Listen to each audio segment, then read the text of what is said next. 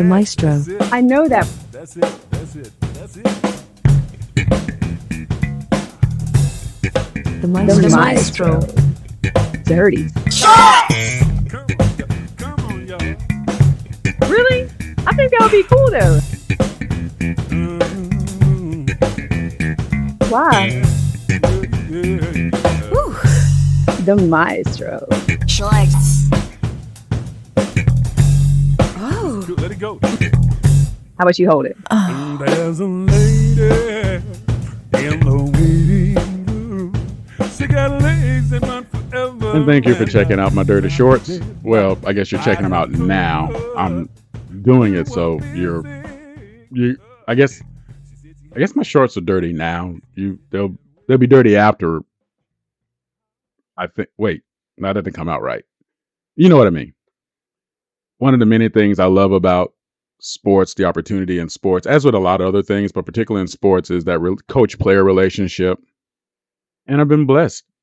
Great coaches in all of my sports. Every now and then, a few of them were a little suspect, of course. You all know about Sister Mary Hamilton. I'm going to do a whole pod on Sister Mary Hamilton that helped run the gambling ring in Catholic League sports when she was our baseball coach and basketball coach. But there's a whole nother thing behind that. So I'm going to give you that one later. But I was thinking of moments of things that coaches said to me and said about me that may or may not have been super positive, but definitely helped me think about the game and even life a little bit differently. We'll start again, as we normally do for me. We start in baseball. I get reassigned to a team, and I'm batting toward the butt end of the order because the manager has no idea about my game. He sees the stats, but I'm really fresh in the league. I'm moving up a level, so he wants to give me a chance to get acclimated. I get a 2-0 count, which is generally a hitter's count, and I get the take sign. Well, I'd faced this pitcher before. I knew he was going to throw a curveball. He generally did to me on 2-0, and sure enough, he threw a curveball that it was a ball that didn't curve, so it was coming up just as slow as like 80 miles an hour, just hanging up there waiting to be hit, and I tattooed it. Boom. Got it straight over the fence, home run, crowd goes crazy, first at bat, first swing. My teammates are high-fiving me. We're doing the elbow hit thing the way the Bash Brothers did. And get into the dugout, and the coach grabs me in a bear hug, big dude, grabs me in a bear hug, and he's squeezing so hard, I feel like my spleen's going to come out of my nose. And he says, "Don't ever do that again. When I tell you to take, you take."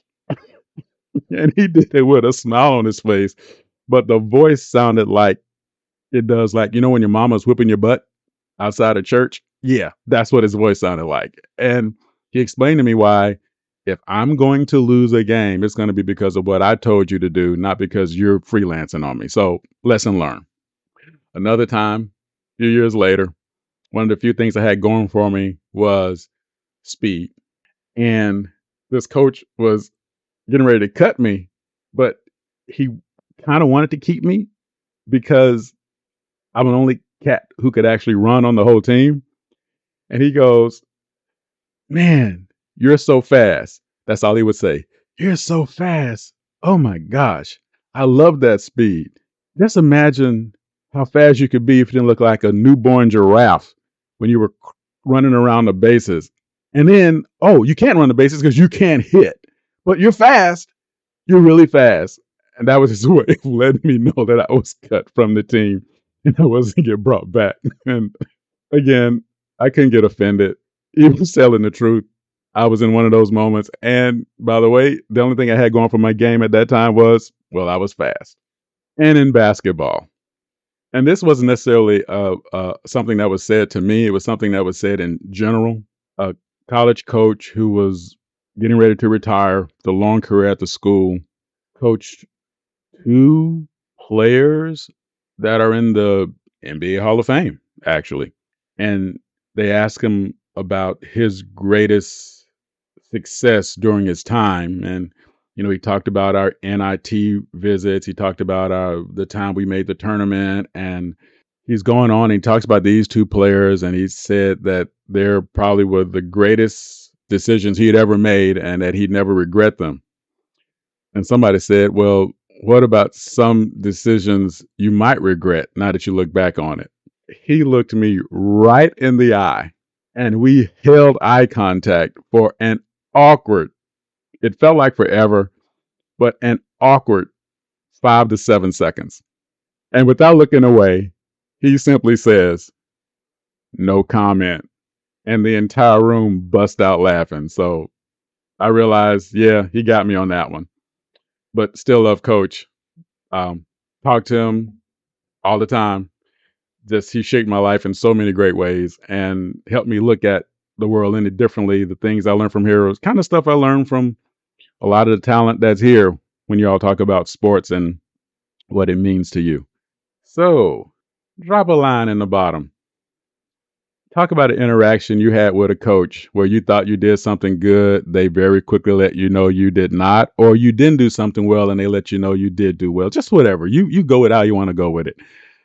Share your experience that has stuck with you with a coach that maybe had nothing to do with sports itself, just in general about how you approach the game or how you approach life. Something like that.